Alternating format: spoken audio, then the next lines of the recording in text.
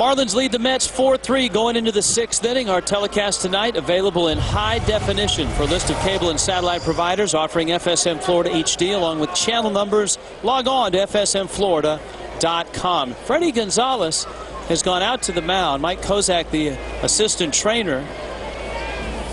But a couple of things. Remember, Rick Kranitz went out last inning and said, "Are you okay?" And then Dontrell hit that double off the first base bag, had to do a lot of running to get to second.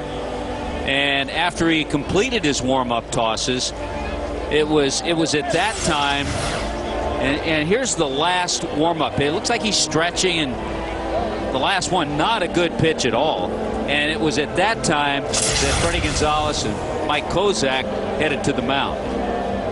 You know, he was looking at his hand, and it looked like he was trying to stretch his fingers out, which you would think might be some sort of a cramp on a hot, humid night here in South Florida. But we'll keep an eye on it.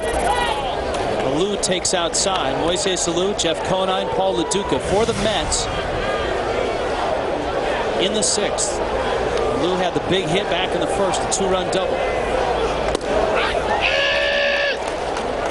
I think what the Marlins are going to watch as well, Tommy, is the radar gun, and just to see what the velocity of Dontrell's fastball is. Well, the first one was 90. Ground ball up the middle, backhanded Uggla, long throw, got him! Heck of a play by Dan Uggla. Oh, that was a beauty. He had the luxury of Moises Alou, slow quad and all running up the line. But this is just terrific. Ball right past Dontrell. You think it's into center field. Here comes Dan Uggla across his body with something on it to get Alou. Nice play by Dan Uggla. And had him in plenty of time. Remember where you come from, Jeffy! Conine now. And he pulls it foul. The Mets open play 2.5 games up in the East over the Phillies. The Phillies right now are down 6-2 in Washington to the Nationals, who are playing very good baseball right now.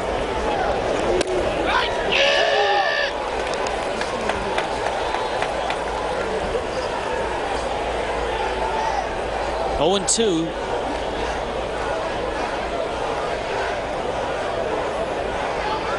This is Conine's first trip to South Florida as a Met. And he bangs one into center field. Conine with a base hit. And we check in with Craig Minervini. Craig? It's time for our Gatorade Herd Around the Cooler, brought to you by our friends at Gatorade. And our topic tonight, who's going to pitch on Sunday?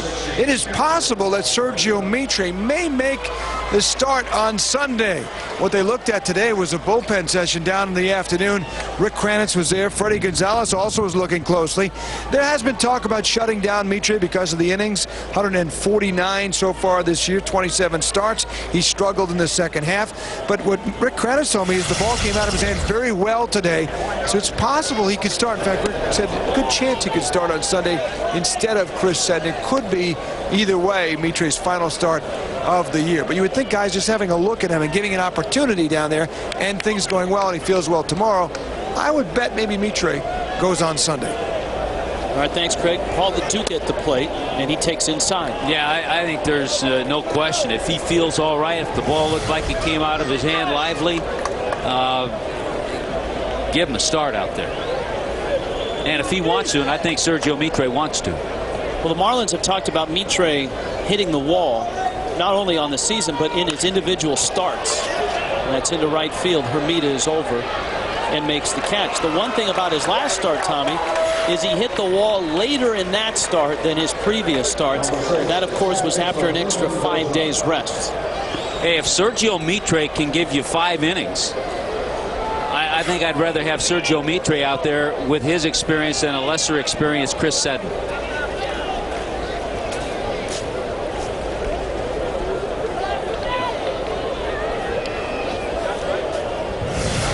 Ruben Gotay. If you've just joined us, Louis Castillo was in the lineup originally and taken out just before the game started a sore knee. Gotay get the start. Willie Randolph kind of running out of second baseman. Damian Easley is on the disabled He's list. liable to put himself in. There's a strike. And here's what prompted Tommy to talk about a possible Mitre start. Well, the last two starts in Atlanta, Baroni and Seddon, BK had a real struggle. Scott Olson has been struggling, and Mitre 4 2/3 gave up just 1 run in Denver.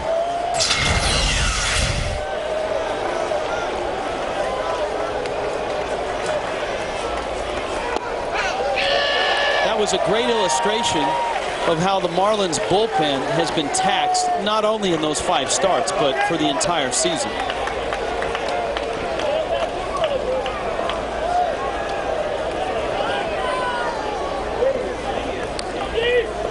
And it's an indication of why Freddie's had to dip into that bullpen so early and often. The 1-2.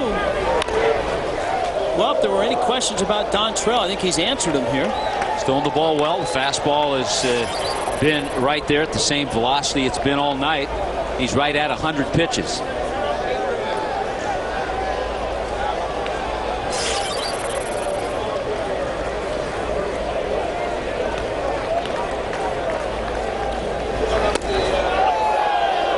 Wow. Just missed.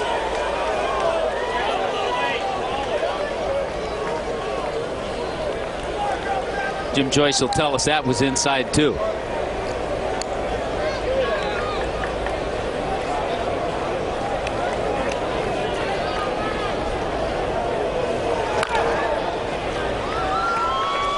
That one pulled foul. I think the one pitch tonight that Dontrelle has had with consistency all night has been the slider. You know, early on he really had trouble throwing his fastball for strikes. Let go of a few fastballs that were way inside, hit a couple batters, but the slider's kind of always been there for him tonight. 2-2. The fastball hasn't. You know, here's the amazing thing. You talk about a guy who's effectively wild. We've seen him tonight. He's hit a couple batters, and how could Matt Trainer even catch that ball? But he hasn't walked anybody. Only one walk. That was intentional. Yet he's thrown a couple pitches behind hitters, and he's hit 2 batters. 3-2. That one is foul. And on a 3-2 pitch, that tells you he feels more comfortable throwing the slider for a strike than the fastball. The 3-2, you would expect him to throw the fastball, but he just doesn't feel comfortable with it. And you're talking about the number 8 hitter, Ruben Gotay. 3-2.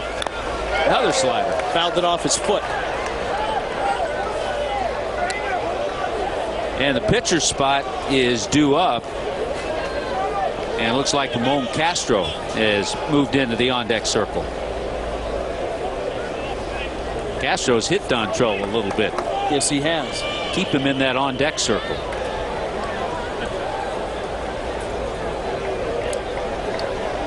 We've got Lee Gardner in the bullpen ready to go if necessary. Willis is at 106 pitches.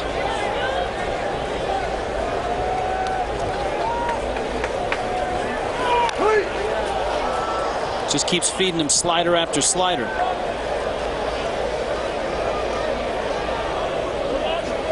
Yeah, Castro against Willis, 4 for 11 with 2 home runs. I think the nature of the way Dontrelle's had to pitch tonight, the pitch count, this will probably be his last inning.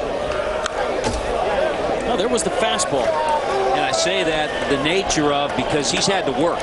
He hasn't had a whole lot of easy innings. He only had a couple of 1-2-3 innings, but other than that, the Mets have had base runners. First inning, third inning, fifth inning, and here in the 6th. You know what, Dontrelle trying to get through this inning. Another 3-2. He got him. He gets through it. Willis strikes out Gotay and hangs on to the lead with a little help from Dan Uggla. 4-3 Marlins.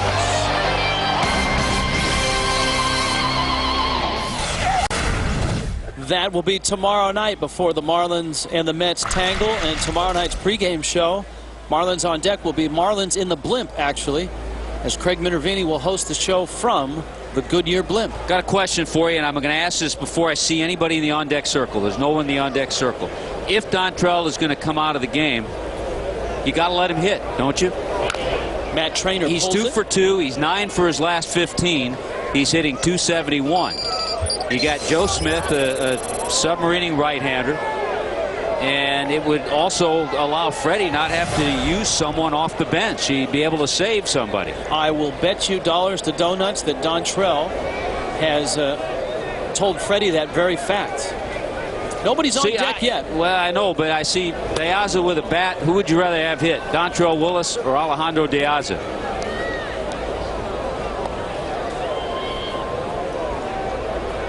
Well, it's De Aza that appears on deck first.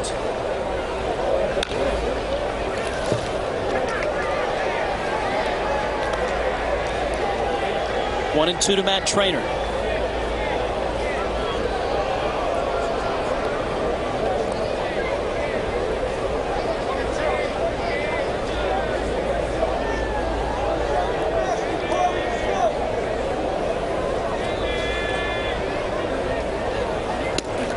Breaking ball misses outside. Joe Smith had a tremendous first half for the New York Mets.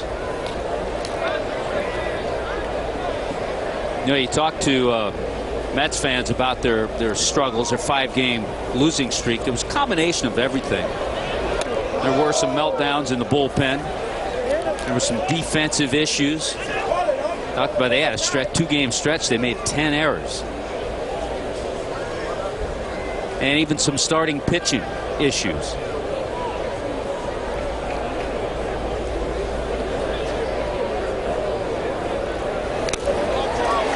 Trainer swings and misses. And there's one out here in the 6th.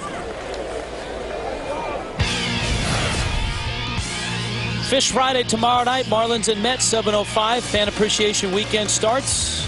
It's the final ladies' night of the season. 100 fans will win an authentic Rawlings batting helmet autographed by Josh Willingham on Scratch Off Friday, presented by the Miami Herald and Metro PCS. 1-877 Marlins. Here's De Aza. So Willis's night is done. He goes 2 for 2 at the plate, and right now he has his ball club out in top 4-3. De Aza has struggled, just 1 for his last 29.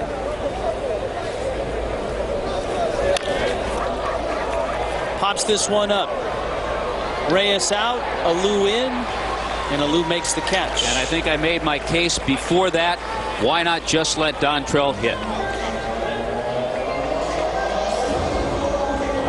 I think Dontrell would agree with you on that one. Here's Hanley, who doubled in the 5th, popped out and bounced out.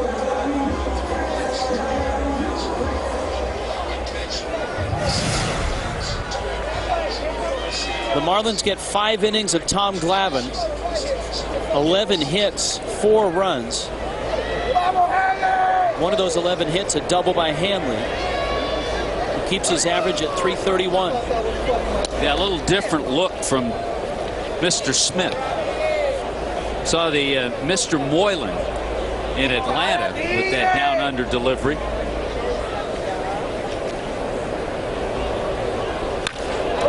Hanley drives it into center field. A 2-hit night for Ramirez. And that will help as he tries to hang in the batting race. Yeah, that's good to see. Hanley took that 0 for last night, 0 for 3. So good to see him come back with a couple of base hits tonight.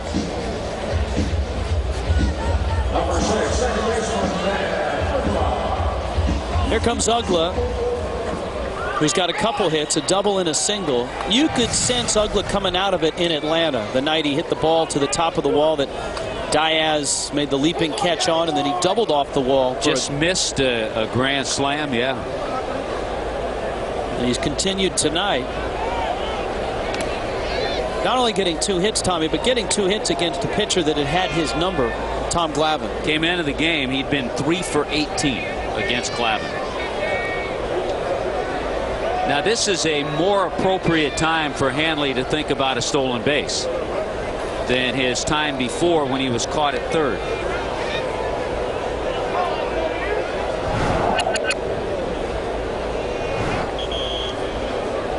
That was back in the 5th inning. The Marlins got 4 runs. It easily could have been 5.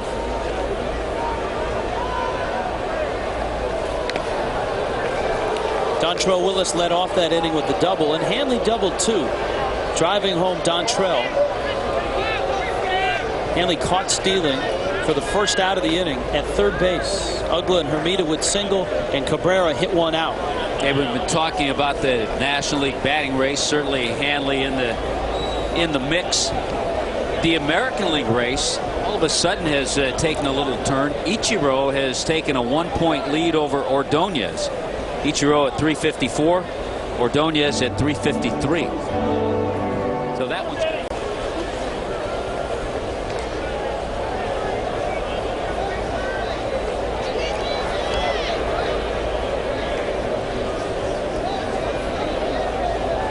Ugla settles in. Hanley's at first base.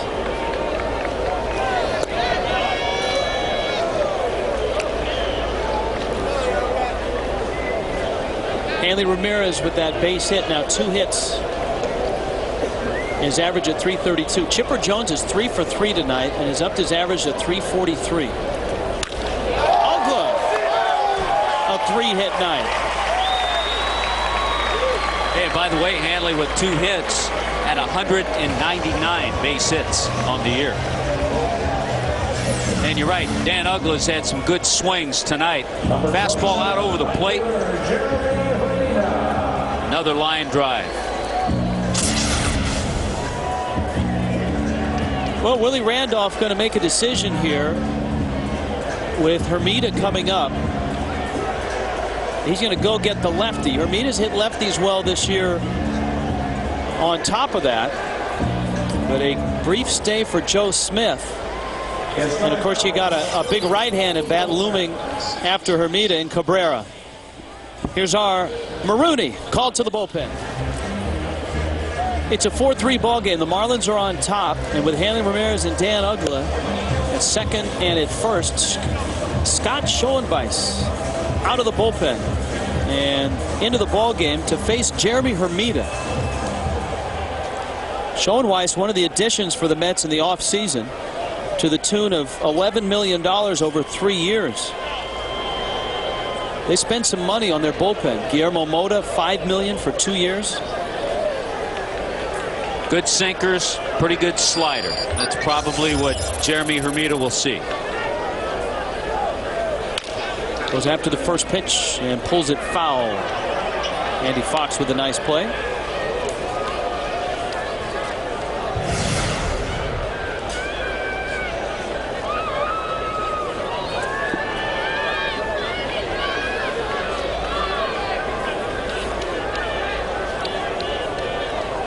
Hermida 2 for 3. Both those hits off the left-hander Glavine, and that continues what has been a nice run for Jeremy, not only overall, but also against lefties. He's been able to do some damage against the lefties this year. You see Hanley and Ugla both with singles with 2 outs here in the 6th. Pulled on the ground. Conine steps on the bag. Marlins are done. They leave a couple. We have played 6 innings at Dolphin Stadium. 4-3 Marlins. Marlins baseball is in full swing on FSN Florida. Miguel Cabrera leads the Marlins against the New York Mets. Mets Marlins tomorrow at 6:30 on FSN Florida.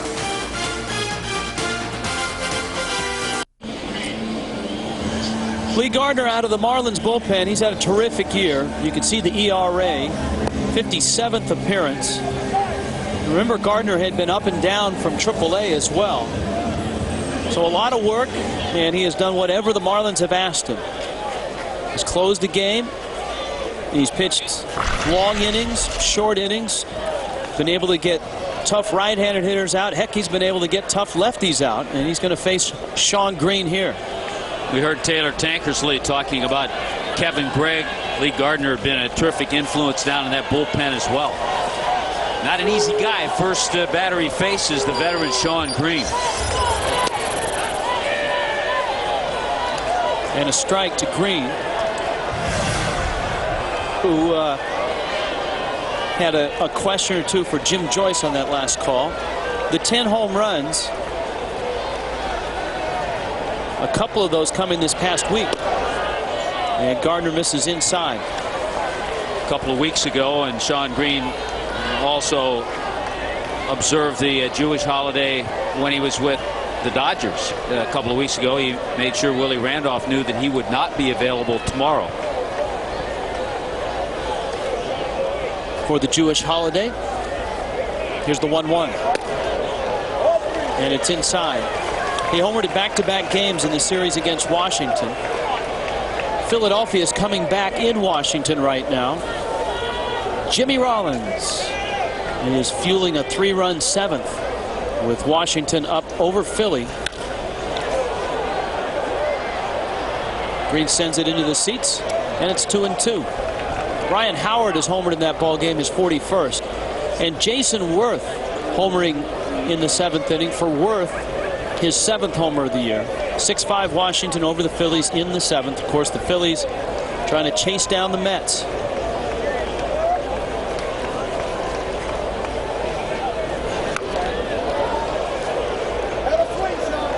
There's that slower breaking ball that Lee Gardner has featured the last couple of months.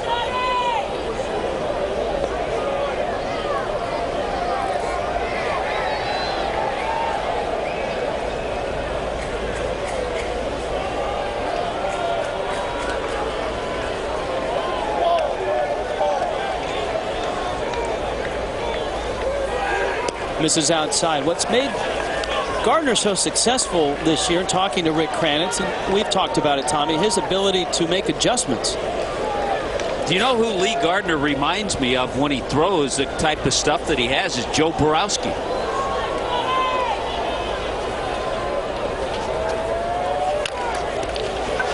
Chopper to short, and Hanley throws him out. If Lee Gardner has the type of career that Joe Borowski is having, especially this year, he will be quite pleased with that. Joe Borowski leading the American League, 42 saves for the Cleveland Indians, who are, I would say, in a few days probably going to wrap things up. I think their magic number is 3.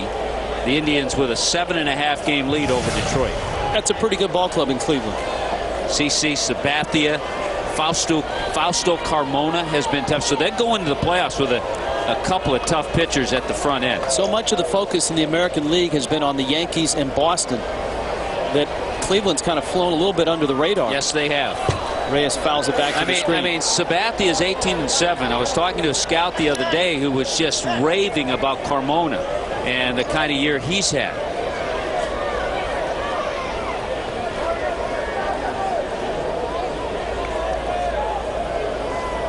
Reyes tonight, the double in 3 trips.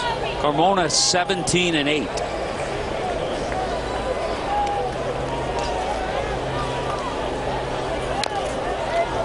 The other club that's had a great year in the American League, the Angels, are already at 90 wins. They're at 90-62. Aaron Heilman.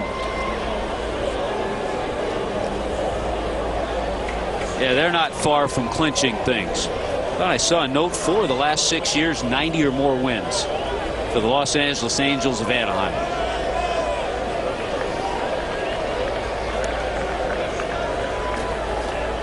Oh, 2. Talk about guys who fly under the radar. Of course, they're out west, but with Mike Scioscia, with Bill Stoneman, their general manager. Don't read too much about him, but it seems like they put together solid clubs year after year.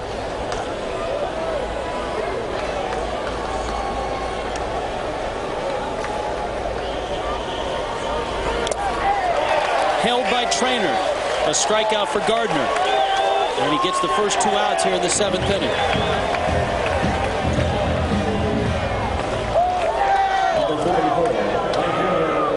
It's the Marlins VIP Experience Sweepstakes. Just click on the icon for your chance to win a D-Train autograph pack, including an autographed Dontrelle Willis Rawlings fielding glove, an autographed Willis figurine, an autographed Willis baseball. Log on to FloridaMarlins.com and enter today the Marlins VIP Experience Sweepstakes. Breaking ball, a strike on the outside corner.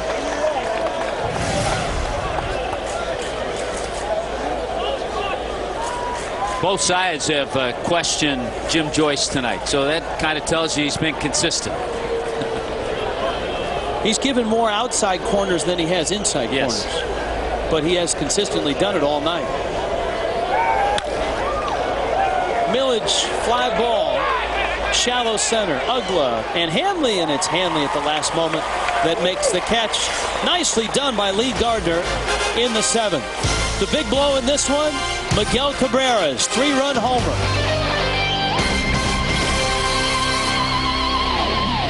Florida brought to you by Marooney. Hey, South Florida, when you need a car, truck, or van, who are you going to call? 1-877-MAROONEY. And by Checkers Double Drive-Thru, 2 drive-thrus to get you through fast.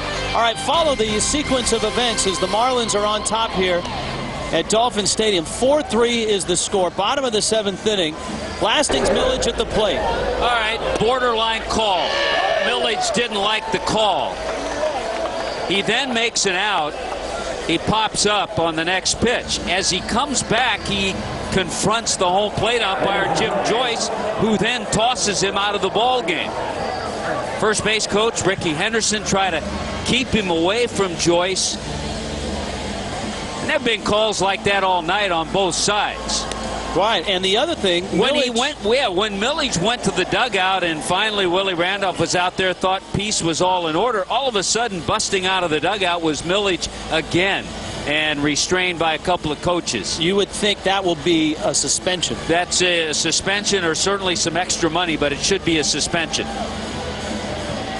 Hey, was it a strike or a ball? It was a borderline pitch, but we've seen that call both ways all night. We had Joyce barking at the Marlins dugout earlier tonight. And like I said, that outside corner, he's been giving it to both pitchers. He gave it to Glavine. He gave it to Dontrelle Willis. Gardner got it, and Lasting Millage is no longer in this ball game. See, here he is. He's been out of the game, and Willie Randolph just making peace with Jim Joyce. And, heck, all of a sudden, here comes Millage again.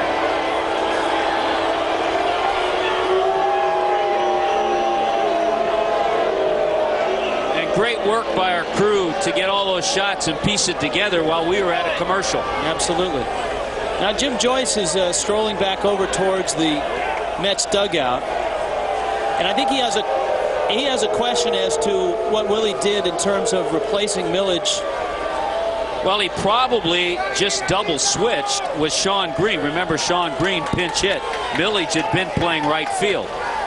And he'll probably put Mota in the #2 spot where Millage was, because it's Guillermo Mota coming in to pitch. Guillermo Mota. Tonight, our Papa John's delivery of the game came in the 5th inning, courtesy of Miguel Cabrera. A 3-run homer put the Marlins on top by a run. Papa John's reminds us that you don't have to travel to Italy to experience authentic Italian taste. It's their new Italian Meats Trio Pizza.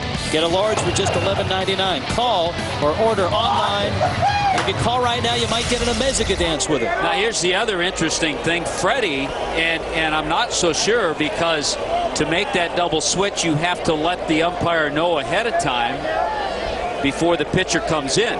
Freddie may be saying, did Willie Randolph do that, or is Mota going to hit in that 9th spot with Green out of the game? That happened this week in a game between the Cubs and the Reds. In fact, the Reds played the game under protest because they felt Lou Piniella made the double switch, crossed the baseline out to make the switch before letting the umpire know. And here's Cabrera. Stuff that never confronts an American League manager.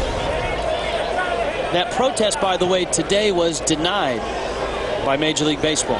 Things are a little tense with the Mets. Chopper to third, right across the diamond, in time to get Cabrera. And so Guillermo Mota, who is suspended for violating the performance drug policy of Major League Baseball. He tested positive for steroids. A 50-game suspension. The Mets signed him to a 2-year deal anyways after the suspension. 2 years and $5 million. Here's Willingham. And Mota misses down low with a fastball.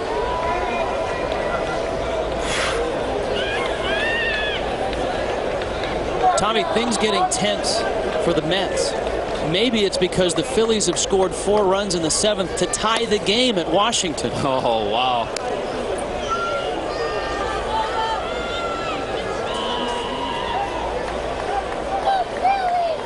Been a busy and a tough week for Willie Randolph. Mota's 2-0 pitch misses inside, and it's 3-0. There's the score. Jason Worth with a home run in that 7th inning. Ryan Howard homered early for Philadelphia.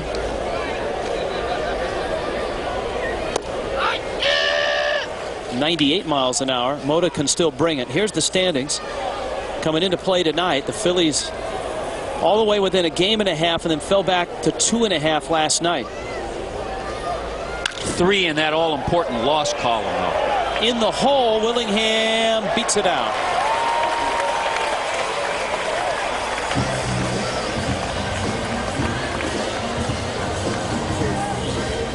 Well, a 2-hit night for Hammer. The Marlins with 14 base hits tonight. Willingham coming out of the ball game. Alfredo Amezaga going to pinch run.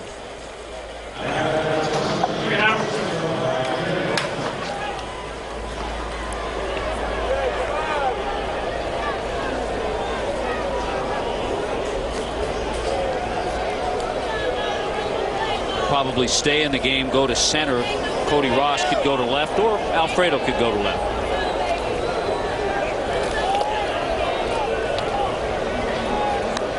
Conine over there at first base tonight.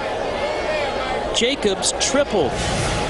Yes, tripled in the 5th. Hit it to deep right center field, and it banged down there in the corner. Eluded Carlos Beltran.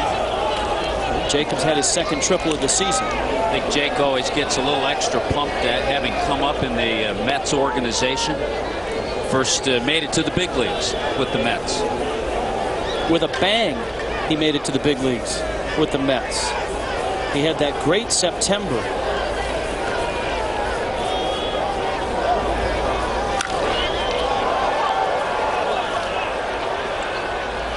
Beltran under him and makes the catch. Jake's first major league at bat was a 3-run pinch hit homer as a Met.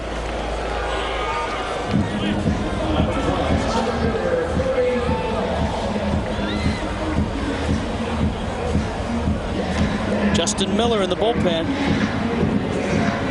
Cody Ross at the plate.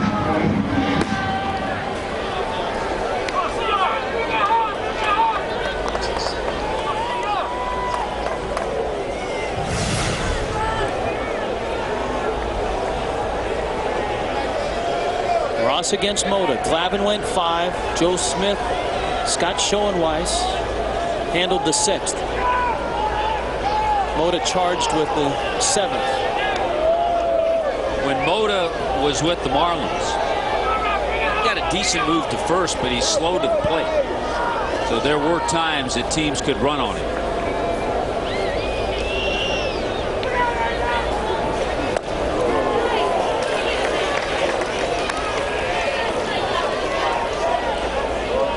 Out in front of Ross, 0-1. No pinch running for Willingham. We'll see if Amezaga is going to run.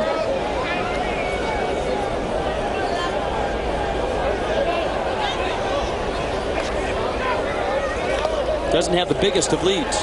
You know, if you're the Mets, you're going to deny scoreboard watching. But I guarantee a few of them saw that score pop up there with the Phillies tying the Nationals now at 6.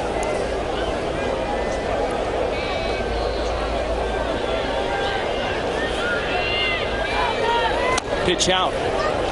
Braves are winning tonight 3-1 over the Milwaukee Brewers in the 7th. Brewers' only run has come on a Ricky Weeks home run.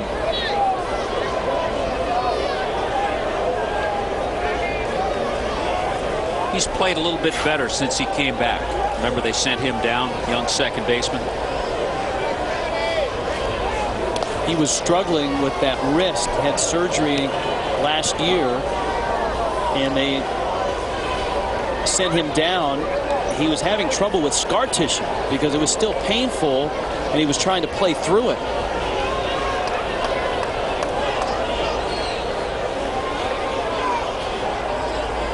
There goes Alfredo, swing and a miss. LaDuca's throw, not in time. And that high leg kick of Mota, a little slower to the plate, and Alfredo Amezaga got a good jump.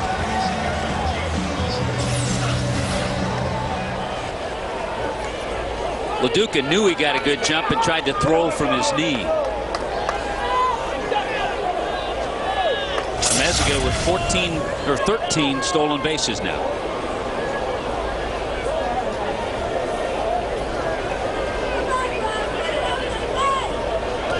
In scoring position in the bottom of the 7th in a one-run game.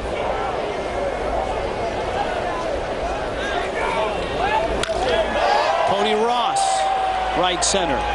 Beltran glides over and makes the catch, and the Marlins are done here in the 7th. 7 in the books, and the Marlins lead the Mets. David Wright coming up.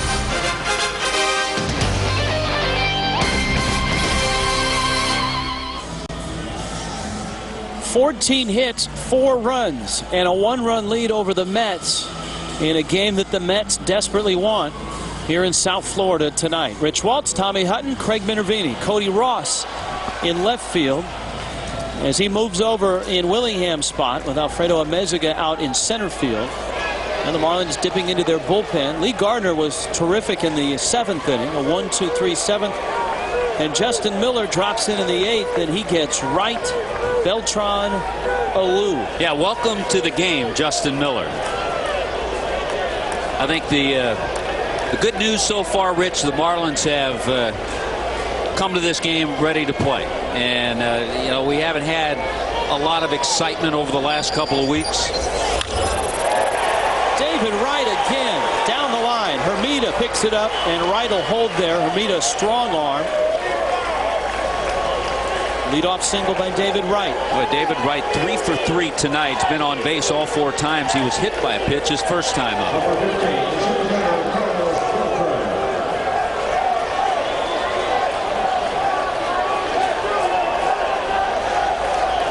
Beltran.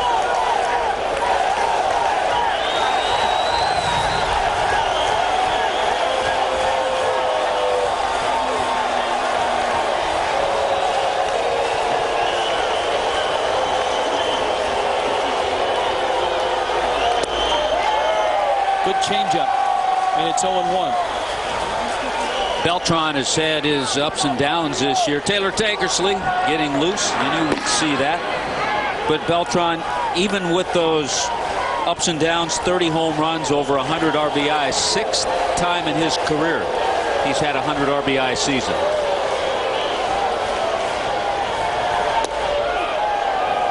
That one just missed. Beltran, a switch hitter, 0 for his last 12, and on this side of the plate against Justin Miller, the numbers are vastly different versus right-handed hitters. Right-handed hitters at 182 from this side of the plate, 304. And he went around, and it's 1-2. Yeah, his good slider is the equalizer to that right-handed hitter, but that was a pretty good slider there to Beltran.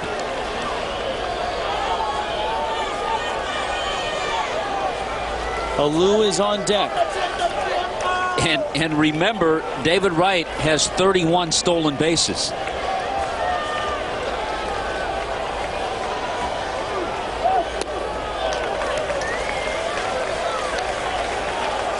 Two and 2. It's another area when you consider, and we've talked about this with the different candidates, you consider most valuable. There are a lot of things that David Wright does. as we talked about with Jimmy Rollins. Probably more than a Prince Fielder does with Milwaukee. More than a Matt Holliday does in Colorado.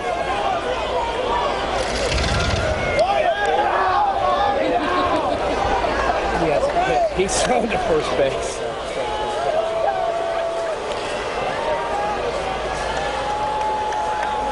Two and two.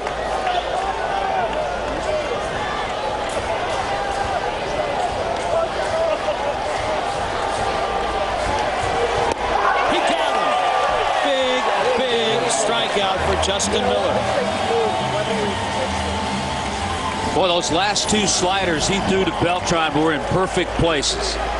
Kept it down, kept it in, and Beltran couldn't get it. Look at that great area right on the inside corner.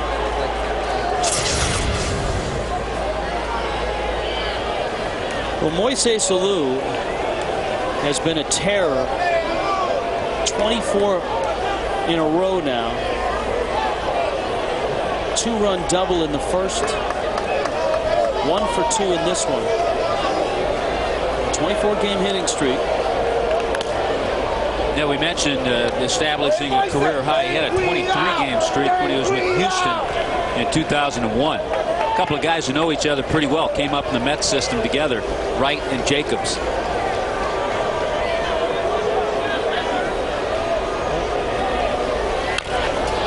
Chopper. 81. You got it? 0-1. Corona is the official sponsor of the timeout. Didn't play organized baseball until junior college. Julius Erving was his childhood hero, but you know he played a lot of baseball up until junior college with the family tradition.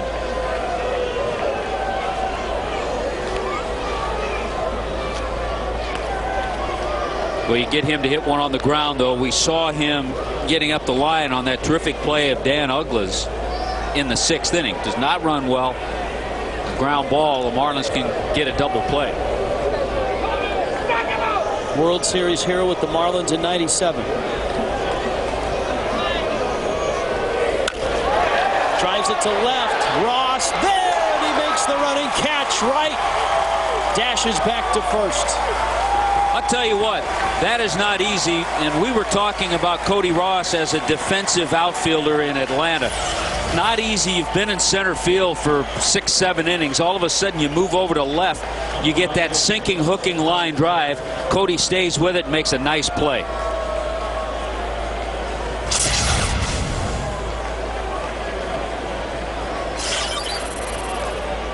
Now it's Conine.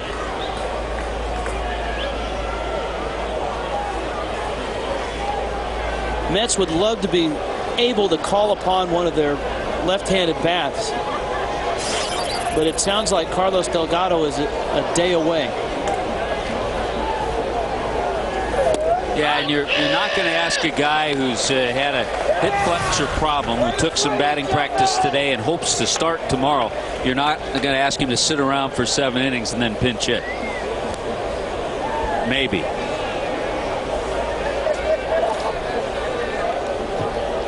Jacobs and Wright, you mentioned they were coming up in the system together. Jacobs, of course, was a catcher.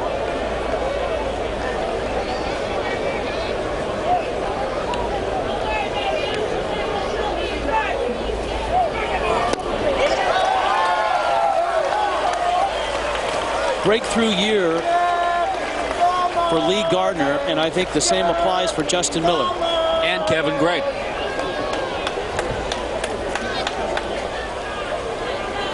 Talking to Freddie the other day, sometimes he gives the signs, sometimes he's a decoy. Sometimes it could be Jim Presley, sometimes it could be Carlos Tosca. Well, because you never know when Bill Belichick might be filming them.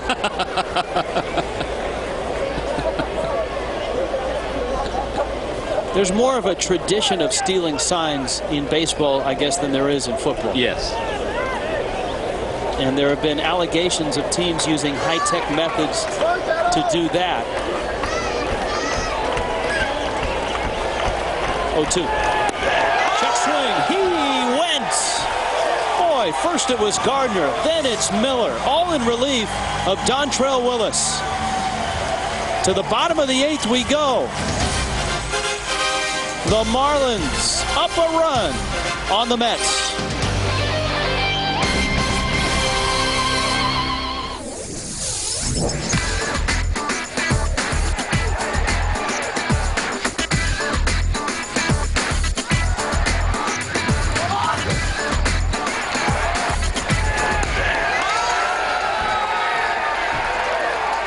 The New York Mets arrive in Dolphin Stadium for a 4-game series with a 2.5-game lead in the East with a week and a half left to play in the season. And the Marlins are on top 4-3 in the bottom of the 8th inning. The team that is chasing the Mets, the Phillies, are tied 6-6 in Washington. And right now, the Mets have climbed out of their dugout and are looking up into the seats. Security on the field is reacting to something that has happened in the stands. Aaron Heilman is out on the mound loosening up, but all the focus on the field right now is above the Mets dugout.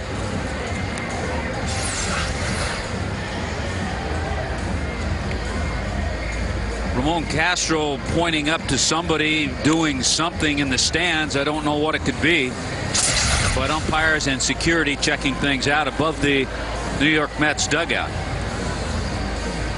Ricky Henderson making a special guest appearance on the show. Ricky was instrumental in keeping Lastings Millage from getting to Jim Joyce when Millage was ejected earlier in this ball game. And remember, at the beginning of the season, Ricky Henderson wasn't on the staff. Of course, I think most of the scuffling is coming between Mets fans.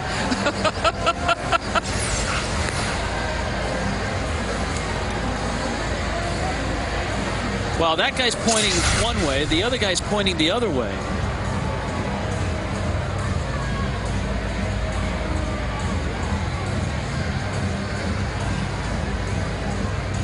You're going to have to plead your case somewhere else, I think. I guess, excuse me for chuckling, but I think it's funny everybody involved has a Mets shirt on.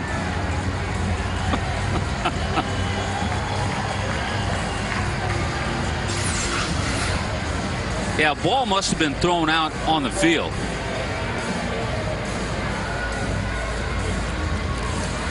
Maybe, you know what? Maybe it's Lastings Millage in the stands.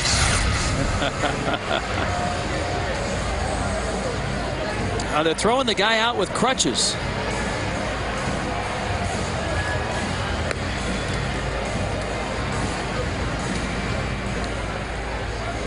Well, Lastings Millage was smiling earlier in the ball game. He didn't like that call. No, he didn't like that call. It didn't go his way.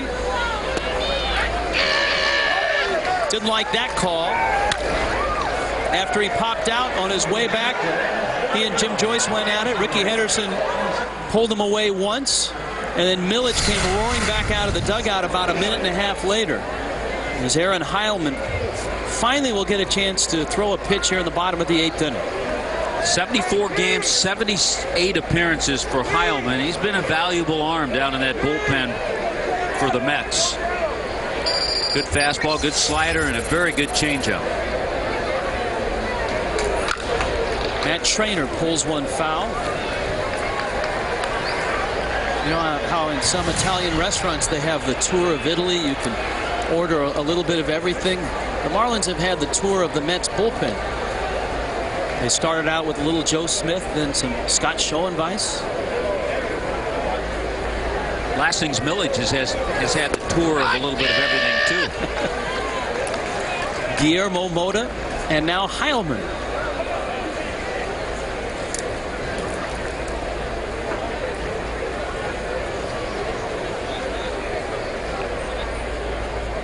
Oh, 2. Trainer drives it to right. Green is there, and he makes the catch. So there's one out here in the bottom of the 8th inning. Pitcher spot due up. Todd Linden coming to the plate, and there's Kevin Gregg, the Marlins closer. Getting ready. I would expect tonight, Tommy, there are a lot of Met fans who are tuning into this telecast and haven't seen the Marlins in a while. And one of the things I think that's unknown about this Marlin ball club is the fact that their bullpen has been pretty darn good this year. And we've talked about the guys in that bullpen who have had breakout years. Lee Gardner, Justin Miller, Kevin Gregg. Taylor Tankersley has made a nice rebound after a poor first start. Here's the 1-0 pitch, and it's inside. We check in with Craig Minervini. Craig? I guess what happened, guys, is a fan had caught the ball up here in the crowd and then was passing the baseball around for other fans to sign it. One Met fan got up, said, I want to sign it, took the ball, and then threw it in the direction of the field. And I believe it hit either on a bounce or on the fly. It caught one of the Mets pitcher at the time. It was softly thrown on the field, and that's what happened. Which is ironic, Craig. I mean, here's a Met fan hitting a Met player. I mean, it's very unusual for a Met fan to behave like that. But that's what happened. So they just escorted him out of here. Wait a minute. You didn't say that with a straight face, did you? Yes, I did. Okay. Here's the 3-0.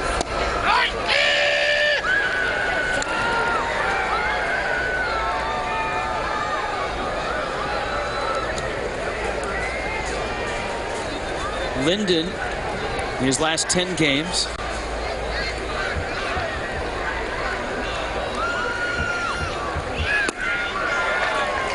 Heilman with a fastball. Heilman at 95 miles an hour. Hanley Ramirez is on deck. The Mets will have Leduca, Gotay, and Green scheduled in the ninth. Linden cracks it into left field. Alou going back, looking up. That ball is off the clock. Bounces over Alou. Linden racing to second, and he'll stop there. Beltran with a nice job of coming over to help his left fielder out. Well, I don't know if I've said this all year, but Todd Linden clocked that ball. That was a good at bat. Got another fastball from Heilman. It was down, a little more in his zone. And he's hit a lot of balls well to left center field and hits that one off the wall. Good at bat, good swing by Todd Linden. His 12th pinch hit of the year.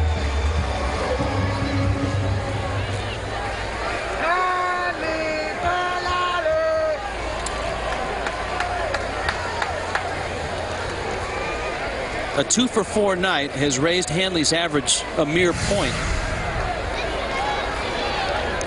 At .332. Broken bat, line drive,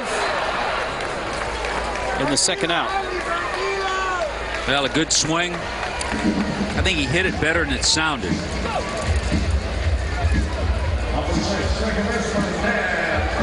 Here's Uggla, who is 3-for-4 tonight.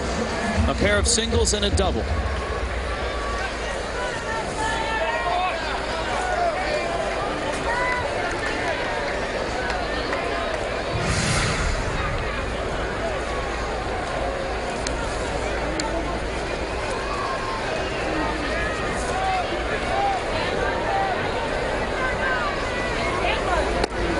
It would be a big run to pick up here in the 8th.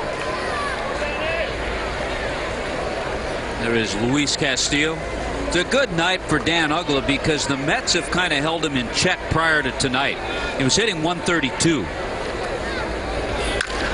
Back up the box, off of Heilman, picked up by Gotay, and Heilman getting a piece of it probably prevented a base hit and a run. To the 9th, Kevin Gregg coming in. Marlins baseball is in full swing on FSN Florida. Miguel Cabrera leads the Marlins against the New York Mets. Mets Marlins tomorrow at 6:30 on FSN Florida.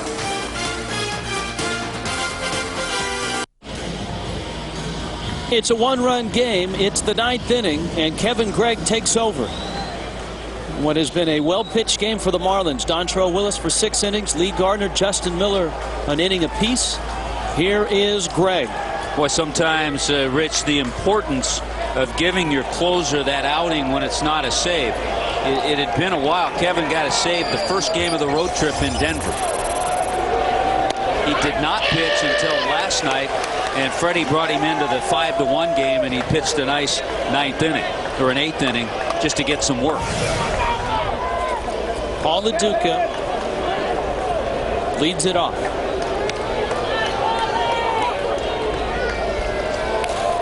And Greg, who threw strike one, steps off.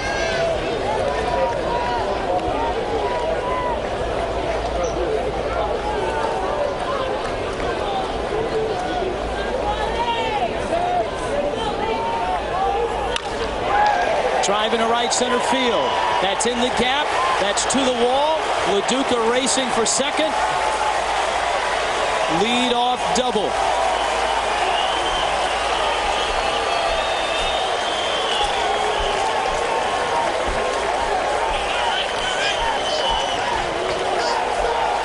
Carlos Gomez is going to pinch run for LaDuca.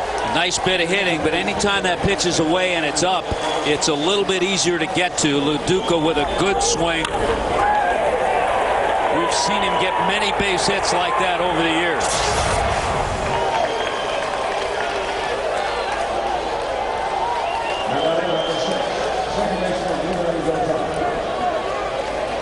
Ruben Gotay, the switch hitter, flips around.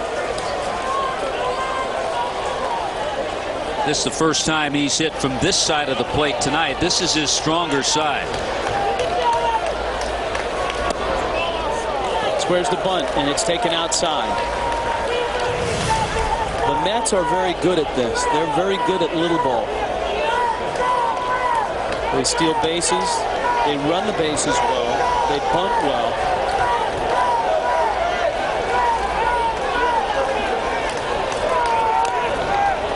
Back to the screen. It's one of the reasons they've been in first place since the 16th of May. It's a long run for Willie Randolph and the Mets. There's your small ball look.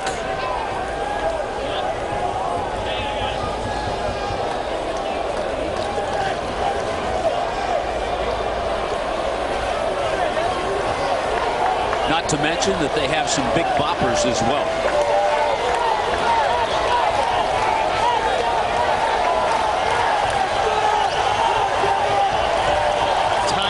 Second.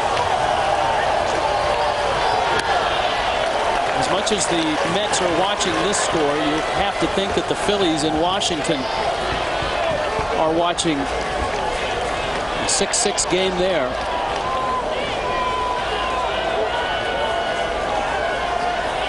Mets a 2.5 game lead to start play over the Phillies. Fouls it back.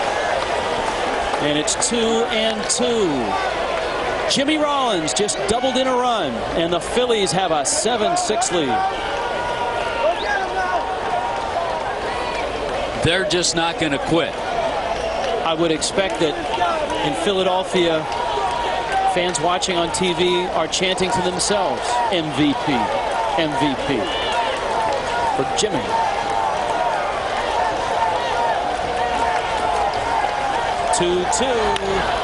Ground ball to short. Hanley going to go to third. The tag. He's safe. Here comes Freddie. Boy, that was close. Very close. The pinch runner, Gomez. That's why Willie Randolph put him in. Better speed than Paul LaDuca. Good play by Hanley. The throw appears to get there in time. Boy, that's bang, bang. Looked like his foot was on the bag, though, when Miguel got the tag on the leg. Only because of the speed of Gomez. He beat the tag.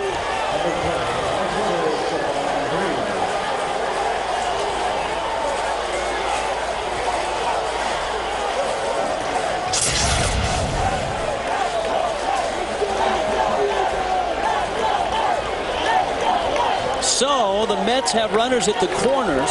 And they have some good speed out there, too. Now you have to just think about getting outs and not concern yourself so much with the runner at third base. If the Mets tie at one thing, you've got last at bats. You don't want them to have a big inning.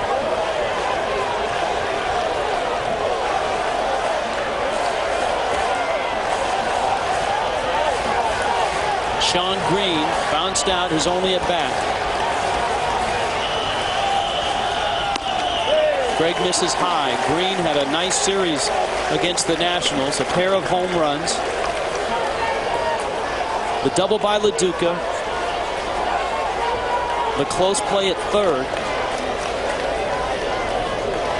Green in a position to tie this up for the Mets. And we are just not seeing the sharp Kevin Gregg. Is when he's on his game, he's on the corners. And he's been up with a lot of fastballs to the hitters he's faced here. If he loses Green, it's up to the top of the order.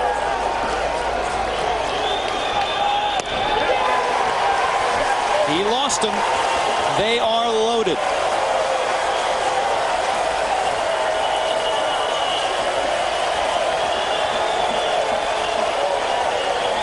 September has been a struggle.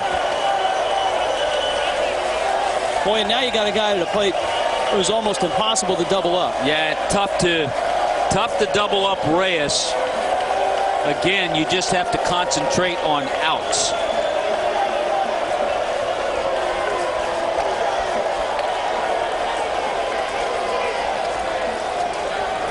Kranitz out to talk to Kevin Gregg. And we'll see where Freddie aligns the defense. The problem, you're at home, that helps. If you're on the road, you'd probably play in. But you can afford to play back and try to think double play unless the ground ball's hit hard to the corners, first or third. Well, you can see Freddie motioning out to his infield. Yeah, the middle infielders, Hanley and Dan Uggla, they're going to play at double play depth. Miguel and Jake, if they get a hard ground ball, they'll come to the plate. Reyes, bases loaded, nobody out. 0-1.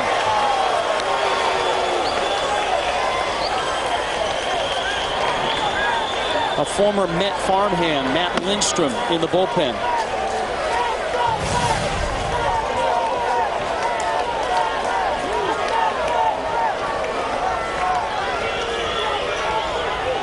Oh, 0-1 pitch. 0-2. Boy, you want to stay with that slider too, because Reyes is going to chase pitches, especially now that Kevin Gregg has gotten 2 strikes on him. You don't want to give him a strike. You don't want to throw a pitch that's in the strike zone. Reyes is not the easiest to strike out, though he has K'd twice tonight. He came in with 72 walks and 71 strikeouts.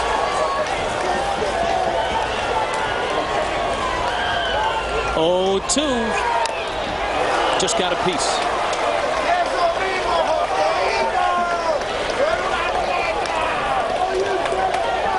Bases filled with Mets. Gomez, Gotay, Green. Yeah, the 2 areas where Reyes has really improved this year, more walks and fewer errors. Gregg could use a strikeout right here. 0-2. But show me fastball up, and now he'll probably come back with the slider.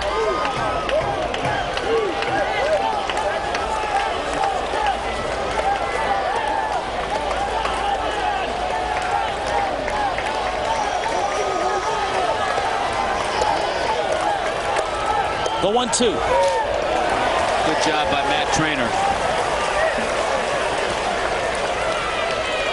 Pitcher's spot is due up next, and so Marlon Anderson is on deck.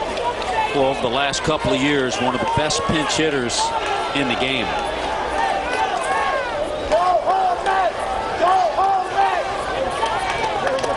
Kevin Gregg, Matt Trainer, trying to figure out a way to get Jose Reyes out.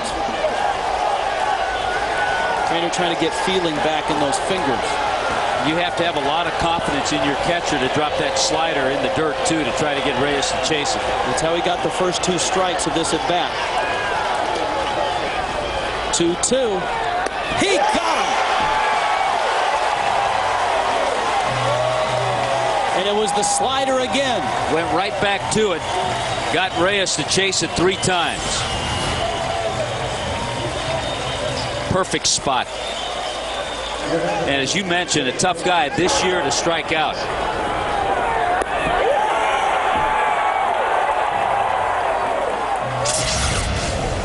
as you mentioned, a great pinch hitter over the last couple of seasons, and a hot hitter right now for the Mets is Marlon Anderson.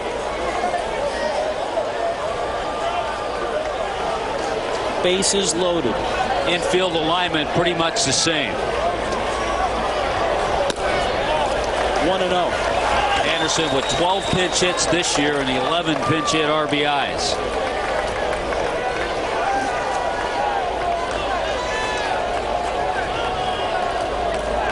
Look at that. Anderson and Conine on the active pinch hit average list. Here's the 1-0.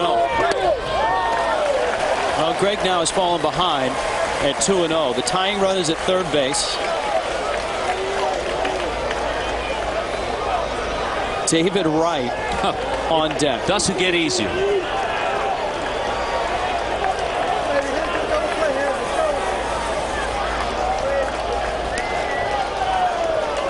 .1-0 pitch. Got a strike. It's 2-1. Just to show you how hot Marlon Anderson has been over the last few years, since 2004. He has compiled 62 pinch hits. That's Lenny Harris-like. 2-1. 2-2. There's the tying run. The pinch runner Gomez. That's the go-ahead run. Ruben Gotay. For good measure, Sean Green's at first. In the ninth.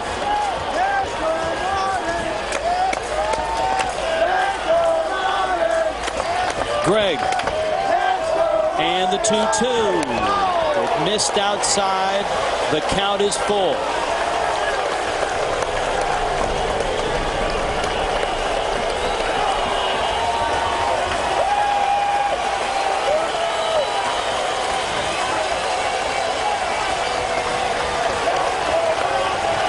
Greg ready. His 3-2. A drive in a right center field and deep. Off the wall. Gomez will score. Gotay will score. Green coming in. He scores. And Marlon Anderson has come through again for the Mets. Goodness. And to tag that, the former Philly, Marlon Anderson, has come through with the Mets. He got to that fastball count. Kevin Gregg threw him the fastball. He didn't quite have the confidence in a 3-2 slider. And Marlon Anderson crushed it off the wall. Good base running by Sean Green, who was the runner at first. He was almost to second when that ball hit the wall. He picked it up right away. Gone is Dontrelle Willis's 10th win. Here is David Wright. It's a 6-4 game now.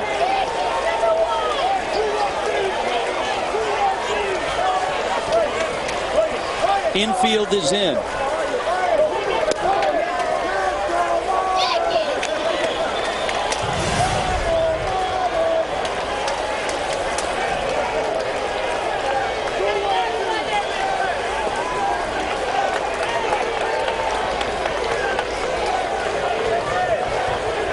One.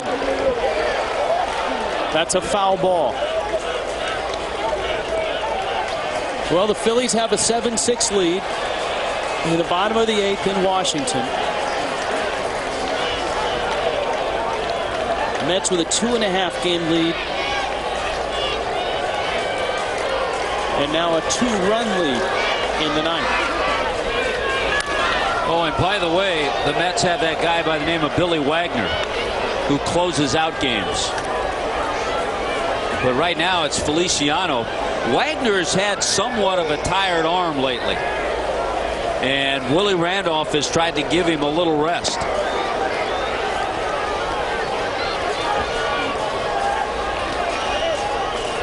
One-two pitch. With 28 pitches already in this inning for Kevin Gregg.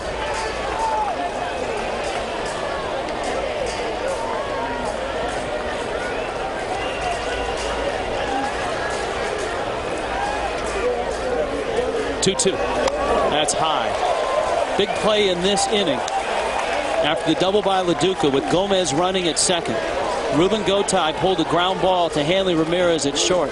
Gomez broke for third. Hanley tried to get him, and the throw was just a little late.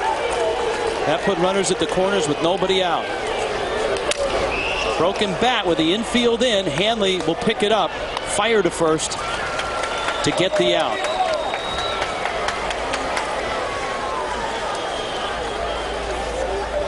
Now Beltran's coming up.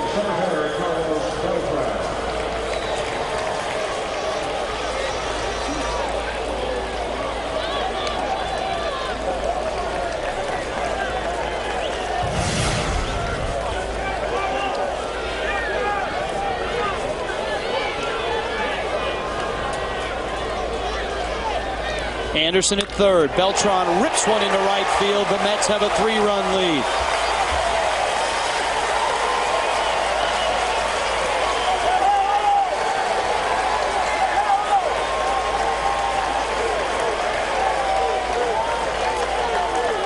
Here comes Freddie.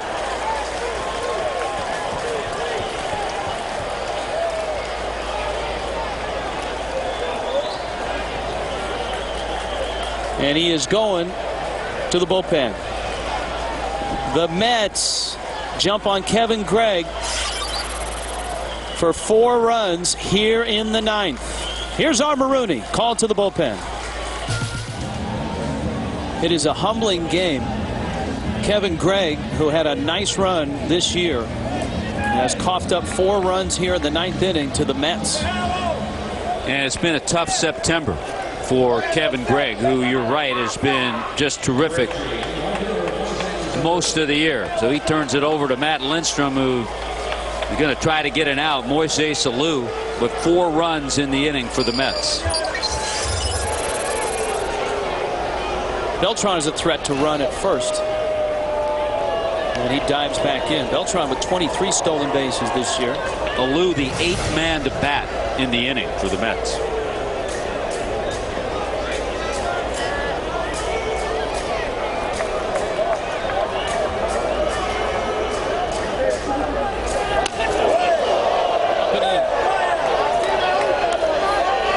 Lindstrom, of course, coming over from the Mets with Henry Owens in the Jason Vargas deal. It's an interesting matchup because Moises Alou, over his long career, has always been an unbelievable fastball hitter.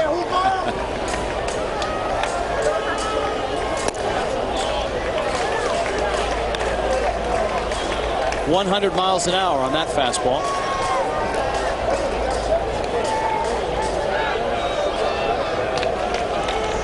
There's Beltran, an RBI single, the big hit. Marlon Anderson. He drove in 3. Cabrera charging, flips over to first, but the Mets score 4 times in the 9th. This the big blow, and the Marlins need 3 in the bottom of the 9th. Florida Marlins Baseball on FSM Florida is brought to you by Geico. 15 minutes could save you 15% on car insurance. Visit us at geico.com or call 1-800-947-AUTO. By Corona, the official sponsor of the timeout, and by Advance Auto. We're ready in advance. Advance Auto Parts. 4 runs sit up there in the top of the 9th inning, and the Marlins will not face Billy Wagner. As we showed you, Pedro Feliciano is coming in. Carlos Gomez stays in the game, and he's out in right field. Ramon Castro is behind home plate. And there is Feliciano. Yeah, we've been doing a little research, and Billy Wagner's been bothered too by some back spasms. He did pitch last night for the Mets, but the back spasms have acted up a little bit, and so Willie Randolph electing to go with Feliciano.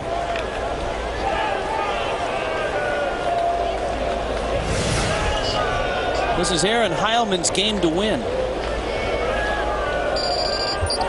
He pitched the 8th. Hermida leads off the 9th, and Feliciano misses inside. Feliciano's been a nice complement in this Mets bullpen filled with big names.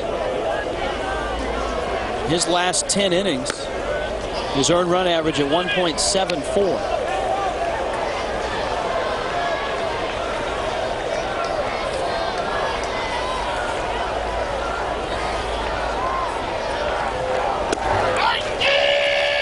Jim Joyce in full throat. Andy Chavez, so a few changes. We saw Gomez in right. Chavez replaces Alou. Hermida into center field, a base hit. Cabrera follows. Hey, the Marlins with 16 hits, and they're 3 runs shy of even tying this game.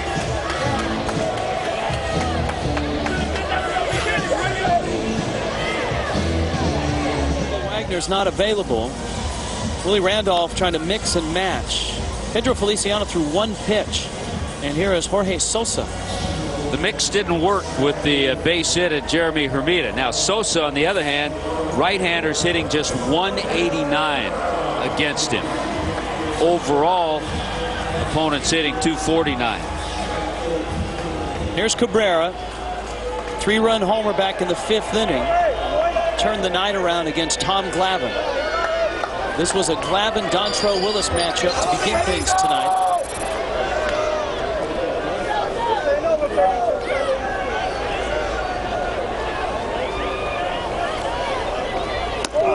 Almost hit him. Yeah, the 3 RBIs tonight for Miguel. Give him 109 on the year. Boy, he's been so consistent in that department. 114 last year, 116 the year before, and 112 the year before that. 1-0.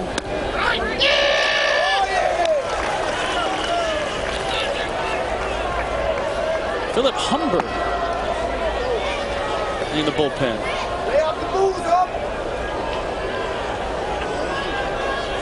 Alfredo Amezaga is on deck.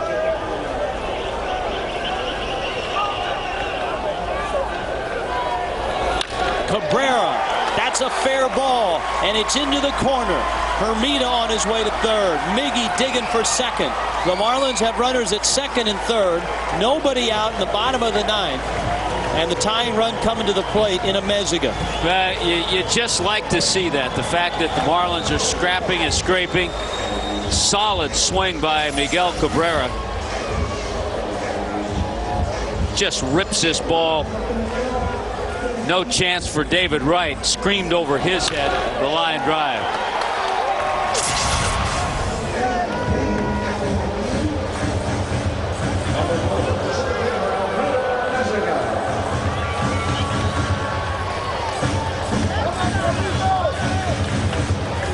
Amezaga now, his first at bat.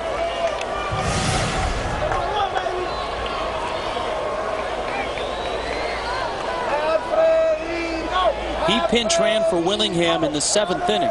Stole a base, but didn't score when Cody Ross flied out to end the inning.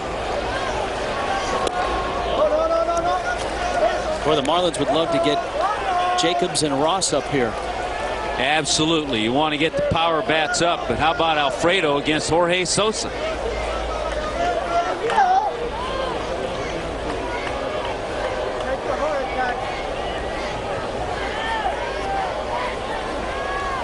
.1-0 pitch. That's a strike. And it's 1-1.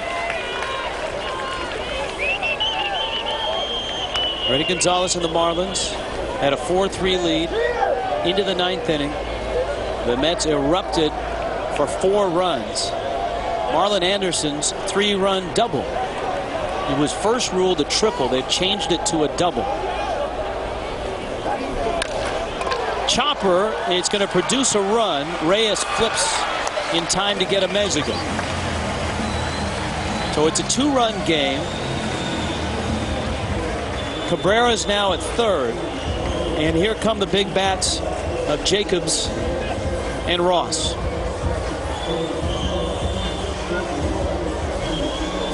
Well, Jake tripled back in the 5th inning. hit a ball well to right center.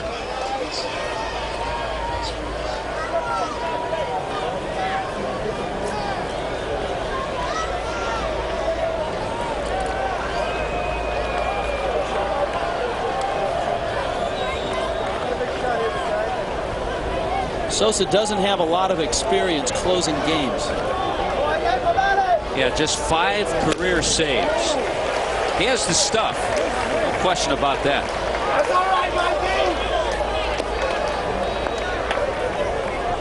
Mikey. Jacobs against Sosa in his career is a healthy 5 for 8.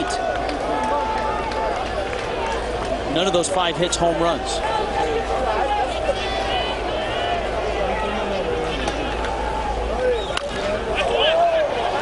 But Sosa's out in front 0-2. You see the fastball. He's mid-90s with his fastball. Good slider. He'll use a changeup too to left-handers especially.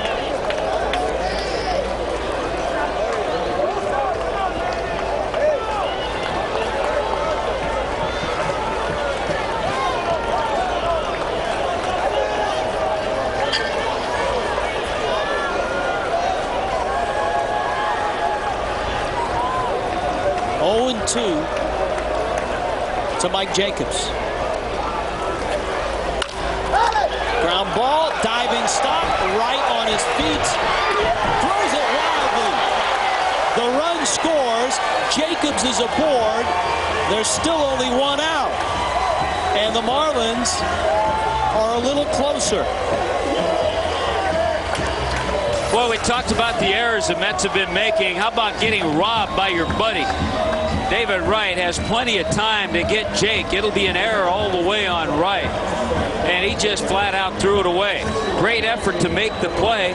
For Wright, that's his 21st error of the season. And it allows this inning to continue and the rally to continue.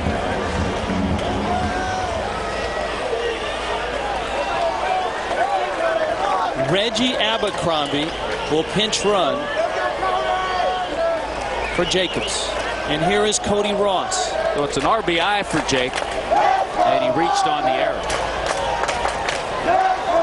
Marlins down a run. Ross is 1 for 4.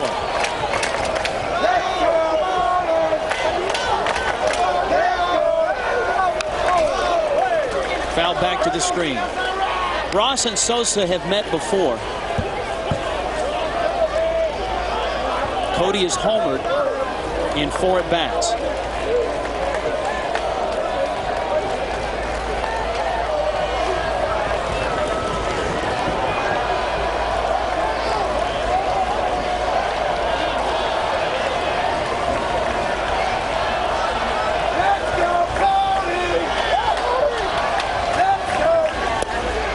That's inside. Outfield very deep. They want to try to cut anything off in the gaps. So Chavez, Beltran, and Gomez extremely deep. A lot of room out there.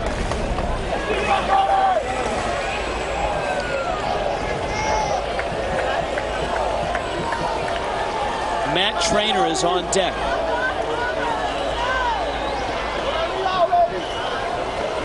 One. It's up, and it's 2-1. Cody's trying to get himself in that fastball situation in hopes of running into a heater and putting a good swing on it. He has been the Marlins' best hitter in September. There's Trainer. So you got it! 3-1.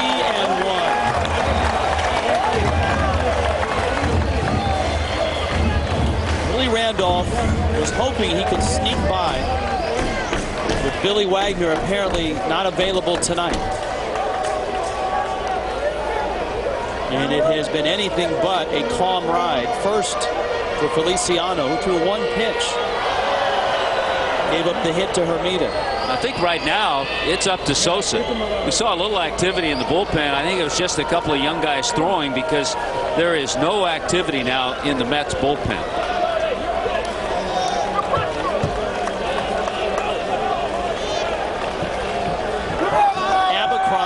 great speed is the tying run at first base.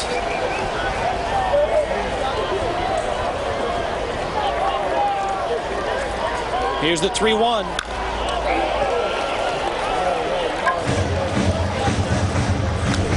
All right, Tommy. Full count, 1 out. Do you start Abercrombie? Why not? Why not? That's a decision Freddie's going to have to make, though, not me.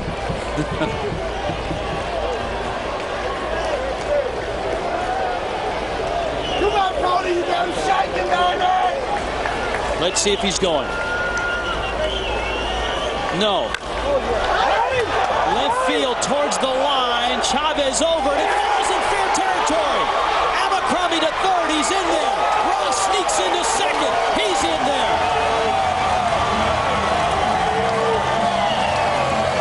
They had to, but because they were playing deep, which we just showed you, that's why that ball dropped in. Cody didn't hit it all that well. Got it a little bit on the end of the bat. And we know the kind of outfielder Chavez is. He made one of the greatest catches in postseason last year that you're ever going to see. He couldn't get to that. It drops for the double, and Reggie, with his speed, makes it to third.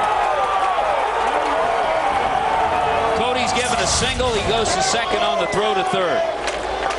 Even though I think he would have made it to second as a double. That should be a double. Willie Randolph out to the mound. First base open.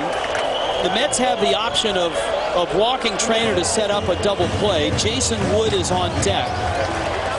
Or they can go after Trainer. A lot of things can happen here. Sosa, though, is not fooling a lot of people here in the 9th inning. And I wonder if Cody's hamstring's okay. He's kind of stretching and everything out there at second base, too, as that discussion went on. Here is Trainer. Corners about even. You can see the middle infield is back. Tying runs at third. Winning runs at second. It's over in Washington. The Phillies have won that game 7-6. Got some good arms in the outfield, too, with Chavez and Beltran and Gomez.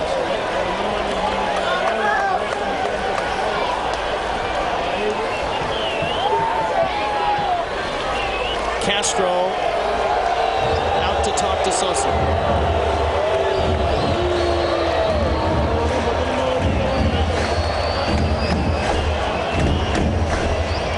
I think Freddie just pleased at the way his club has approached this game.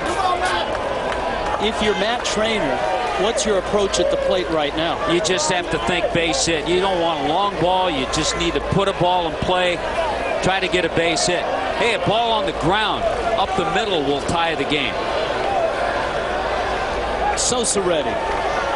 Pitch to Trainer. And I think that's why Freddie has elected to stay with Matt Trainer. Here's Miguel Olivo, a little more susceptible to the strikeout. We know that, over 100. And after that, it's Brett Carroll, Robert Andino. Matt's been in the game. Let him try to make some contact. Wood is on deck. There's Abercrombie, the tying run. Ross out at second, the winning run.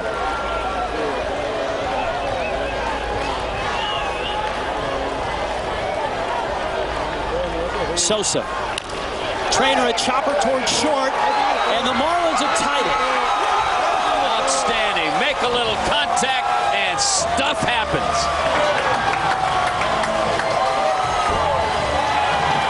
Abercrombie scored. Trainer ties the game, and now Wood, with 2 outs, has a chance to win the game. With the middle infielders back, Matt Trainer just chops it out to short, picks up a huge RBI, and also makes it a little more difficult for that infield because on that ground ball, Cody Ross went to third.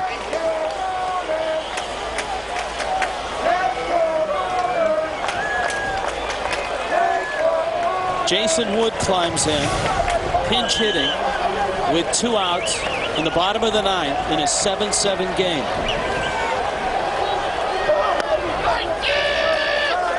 A strike. Mike Jacobs drove in a run. Miguel Cabrera an RBI double. And Trainer's ground ball. Cody Ross, the winning run, 90 feet away. 0-1 pitch.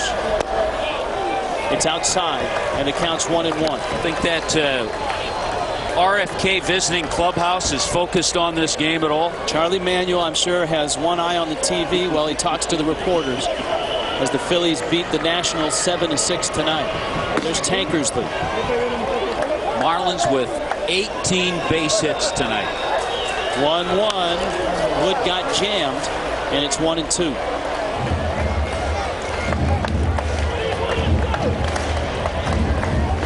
Wood does have a walk-off hit. The RBI single to end 2006 against the Phillies. Willis pitched well tonight, deserved to win. Marlin bullpen couldn't hold that lead, but the Fish have come roaring back to tie it here in the ninth. 1-2 to Wood. Soft pop-up. Conine makes the catch. Extra innings in South Florida. The Marlins gave up the lead and then come back to tie it. 7-7 after 9.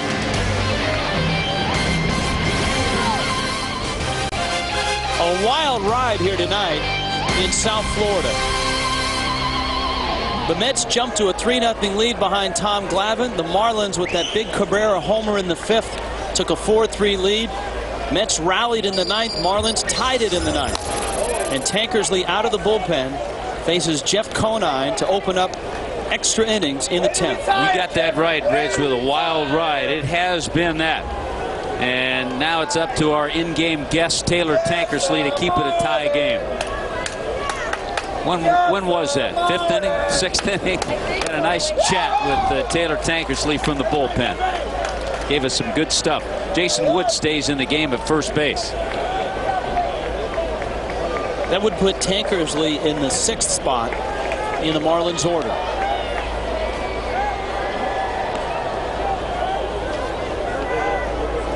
One.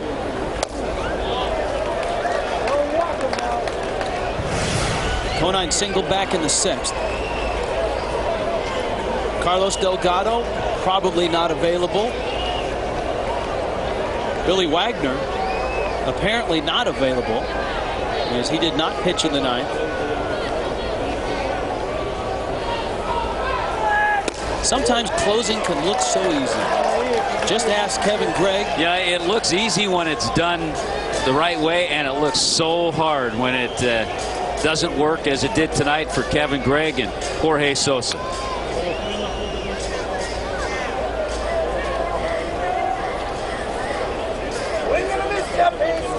3-1.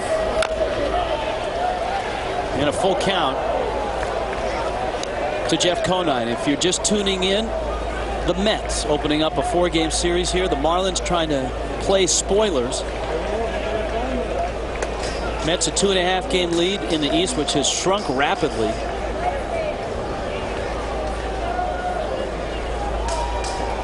The Phillies have won. They came from behind to beat Washington 7-6 tonight.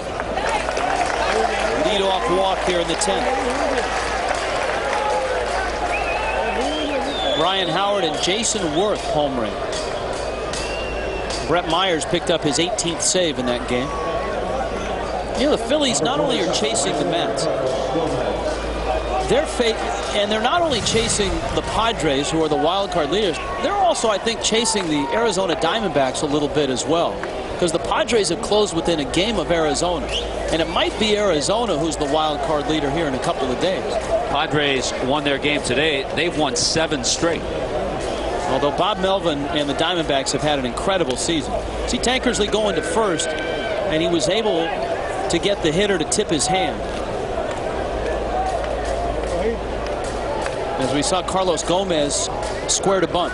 That's why a lot of times you'll see the pitcher make that move over to first in this situation to see if the hitter does that. I read one column today who said Bob Melvin is not the Manager of the Year.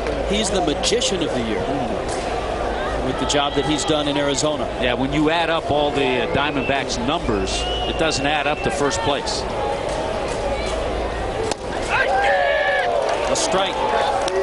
Jim Joyce is still going strong.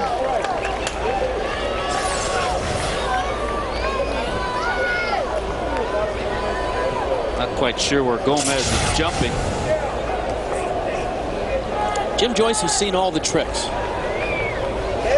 And he saw a few he didn't like tonight from Lasting's Millage.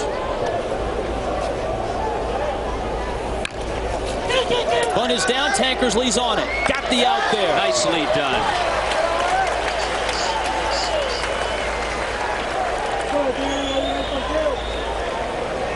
Talked about how the Mets have done a lot of those little things correctly, and they fail in that attempt. Watch Tank's footwork. How he kind of slides his body sideward, so when he feels the bunt, he's in a good position to throw to second base. You could hear Trainer calling 2-2-2. And Tankersley turned and threw to second base in time.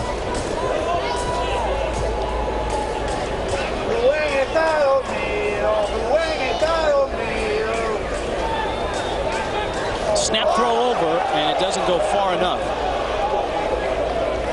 This is the kind of guy, now he's shown him the snap throw, this is the kind of guy that Taylor Tankersley can pick off.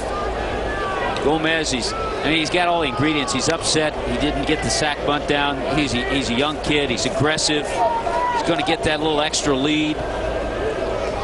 And I'm sure he's been warned by Ricky Henderson, hey, this guy has a better move than that.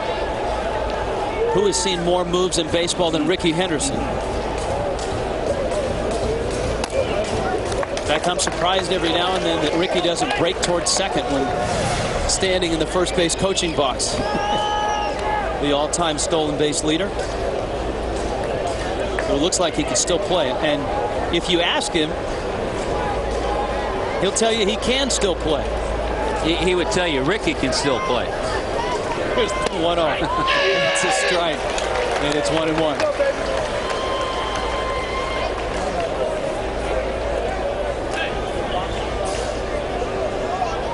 On a night where the Mets come to town with such big names, Beltran, Delgado, Wright.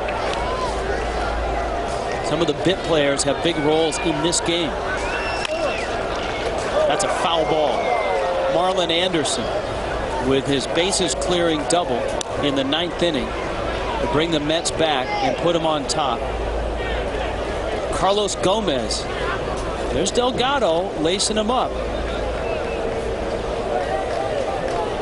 Remember, it was Gomez whose mad dash from second to third, just under the tag of Cabrera, helped put that whole 9th inning in motion. Went sent in to pinch run for Paul LaDuca, who started it with a double. 1-2.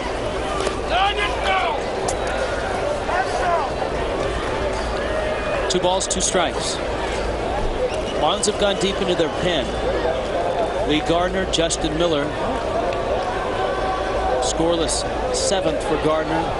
Miller handled the 8th and handed it over to Kevin Gray, who could not get out of the 9th. Matt Lindstrom had to finish the inning, and so here's Tankersley in the 10th.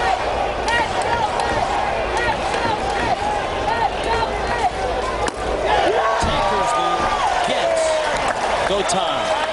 Well, we talked about Gotay. His strong side is from the left side of the plate. And he was handled early in the game by Dontrell Willis.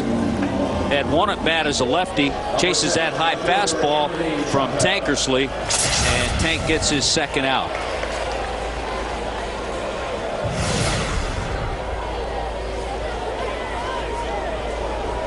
Endy Chavez, who came in defensively, surfaces in the number 9 spot.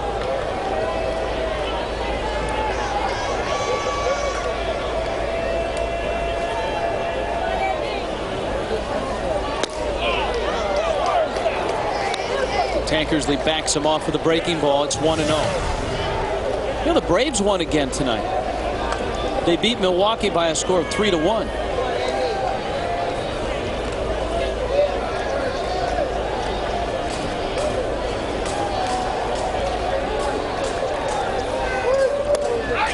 to strike. Boy, how the Cardinals have fallen.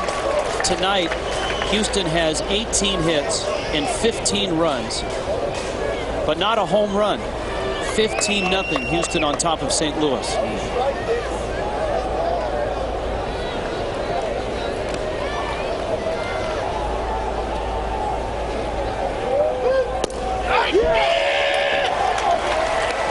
Chavez just activated, spent some time on the disabled list with a hamstring pull. Padres won today 6-3. They stay hot. They beat Pittsburgh. The Rockies stay hot. Another homer from Matt Holliday. 9-4. They beat the Dodgers.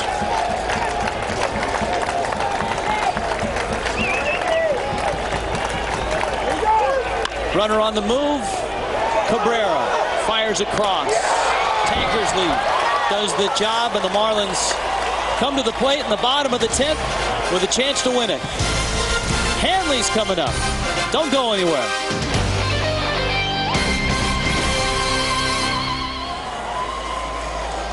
Taylor Tankersley out of the bullpen, a scoreless top of the 10th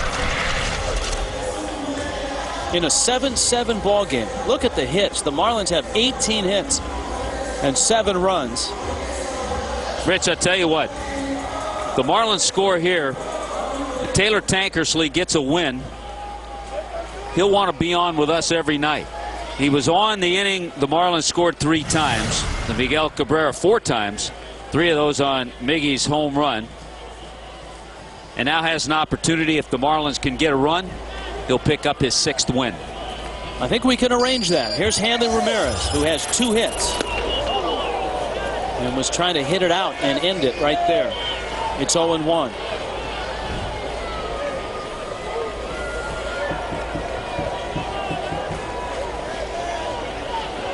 Hanley's September. Jorge Sosa ran into difficulties in the 9th. Chopper slowly hit. Reyes around it. Hanley beat it. And the winning run is aboard. 3rd hit of the night. Well, we talked about that over the last week or so. One of the advantages Hanley has in that batting race is that speed. Even Reyes couldn't make that play. That's his 200th base hit of the year. Couldn't have been more well-timed.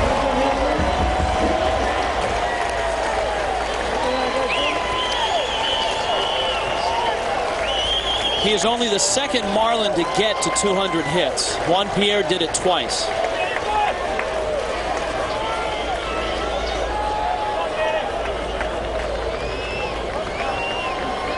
Here's Ugla now. He's got 3 hits. Sosa is quick to the plate. Castro, remember, is behind home plate, not LaDuca now. And Ramon Castro with a strong throwing arm. Ugla takes a mighty hack and pops it up. Castro over, and it's onto the dugout. That is a precarious dugout. And it has to be the most dangerous in all of Major League Baseball. Yeah, no railing at all, and it's also very slippery as you get in front of that dugout. I saw Dan Ugla, at least he gave an effort to try to move a ball the other way on that swing.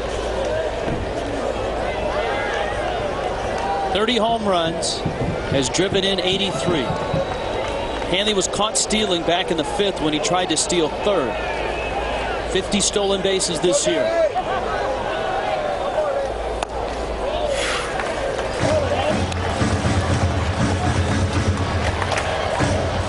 One and one to Ugla.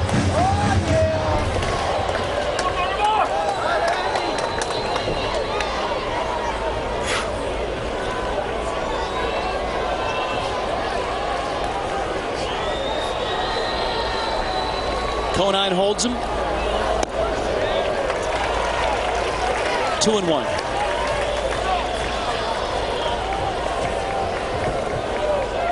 Hermida next. Then Cabrera.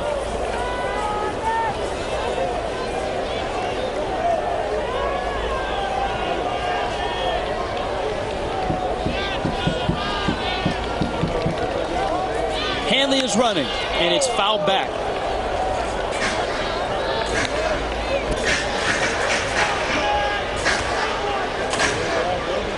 2-2.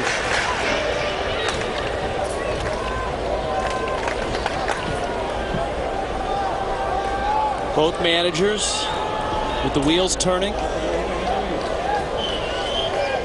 Both managers have gone deep into their bullpens and deep onto their benches.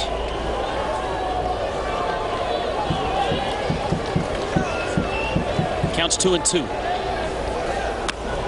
Check swing, just got a piece.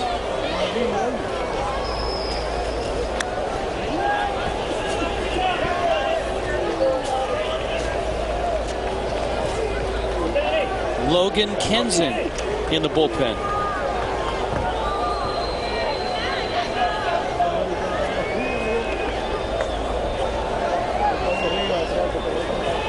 Dan Uggla 1 for 10 in his career against Sosa. That one was a home run.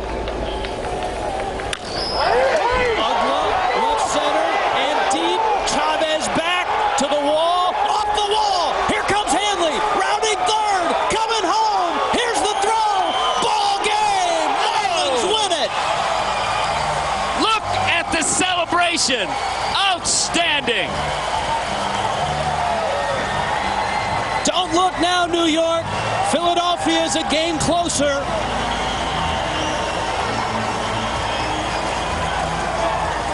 And all of a sudden, the Marlins have become the Phillies' favorite team. What a change that is. A 4-hit night for Dan Uggla. The only question was, he knew he hit it well. It didn't get out, but it got off the top of the scoreboard. No play for Chavez. The ricochet brought it back into left center field, and Hanley scored easily. Off goes the hat. Here come the teammates, and the Marlins beat the Mets in the first of what should be a very entertaining 4-game series here this weekend at Dolphin Stadium. Hanley Ramirez, an infield single, scoring on the Uggla double. What a wild, wild ride this was here tonight. Marlins blew a 9th inning lead, then came back and tied it in the 9th.